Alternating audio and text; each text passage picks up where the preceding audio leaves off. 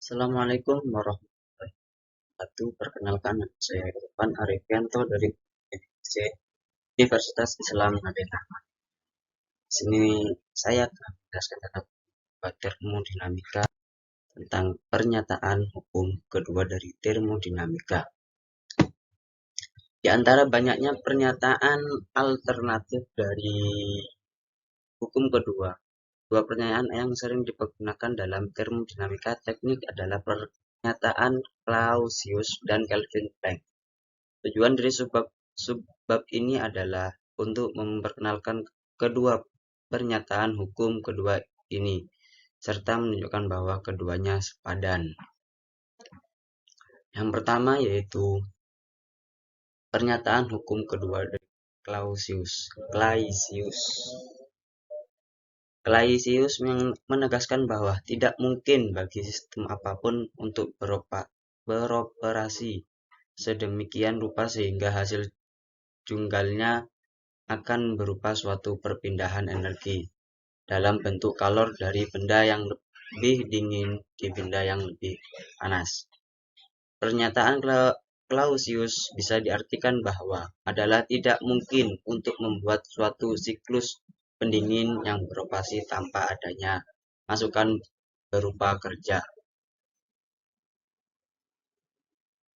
Yang selanjutnya yaitu pernyataan Kelvin Planck untuk hukum kedua, yang berbunyi tidak mungkin untuk sistem apapun dapat beroperasi dalam siklus termodinamika dan memberikan sejumlah kerja neto ke sekelilingnya, sementara menerima energi melalui perpindahan kalor dari suatu reservoir thermal tunggal. Pernyataan Kelvin Planck tidak mengesampingkan suatu kemungkinan dari suatu sistem untuk membangkitkan sejumlah kerja neto dari perpindahan kalor yang diambil dari suatu reservoir atau penampungan thermal tunggal. Pernyataan ini hanya menolak kemungkinan tersebut apabila sistem menjalani sebuah siklus termodinamika. Pernyataan Kelvin Planck dapat dinyatakan secara analitis. Hukum pertama dan hukum kedua masing-masing memberikan beberapa kendala. Yang pertama yaitu sebuah kendala diberikan hukum pertama untuk kerja neto dan perpindahan kalor antara sistem dan dengan sekelilingnya.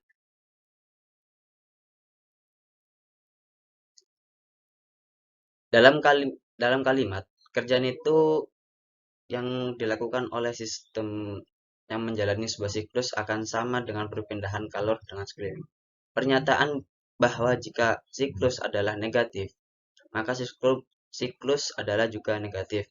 Dengan demikian, bisa sejumlah bersih energi dipindahkan melalui kerja ke sistem selama menjalani siklus.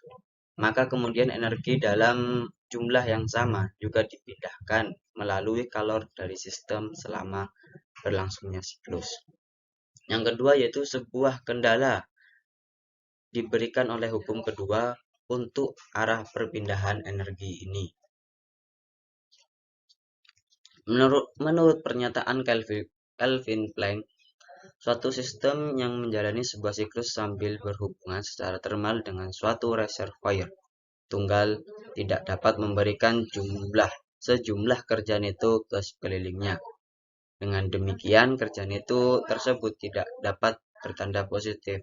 Walaupun demikian, pernyataan Kelvin Planck tidak mengesampingkan suatu kemungkinan adanya suatu perpindahan kerja neto berupa energi ke sistem selama menjalani siklus, atau bahwa kerja neto tersebut adalah nol.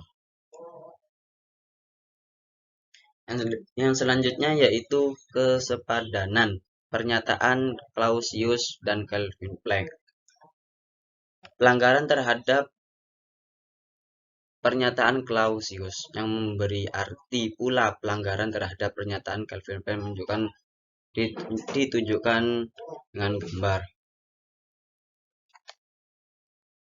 yang memperlihatkan satu reservoir panas, satu reservoir dingin, dan dua sistem. Sistem di sebelah kiri memindahkan memindahkan energi C dari reservoir dingin ke reservoir panas melalui perpindahan kalor tanpa timbulnya pengaruh lain, dan berarti suatu pelanggaran terhadap pernyataan Clausius. Sistem di sebelah kanan beroperasi dalam sebuah siklus sambil menerima Q yang lebih C besar dari Q dari reservoir panas, melepaskan Q ke reservoir dingin dan memberikan kerja siklus ke sekelilingnya. Aliran-aliran yang ditandai dalam gambar mempunyai arah sesuai dengan yang ditunjukkan oleh tanda panah.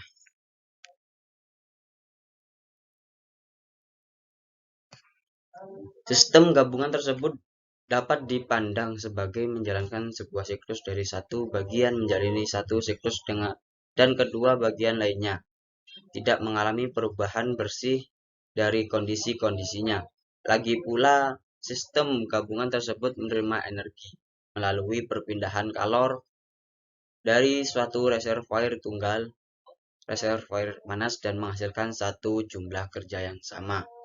Dengan begitu, sistem gabungan tersebut melanggar terhadap pernyataan Kelvin Planck.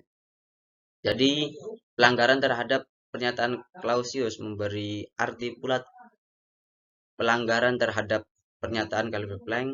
Kesepadanan dari kedua pernyataan hukum kedua dapat ditunjukkan secara lengkap apabila dapat diperlihatkan juga bahwa ketika terjadinya pelanggaran terhadap pernyataan Kelvin Planck memberi arti pelanggaran terhadap pernyataan Clausius.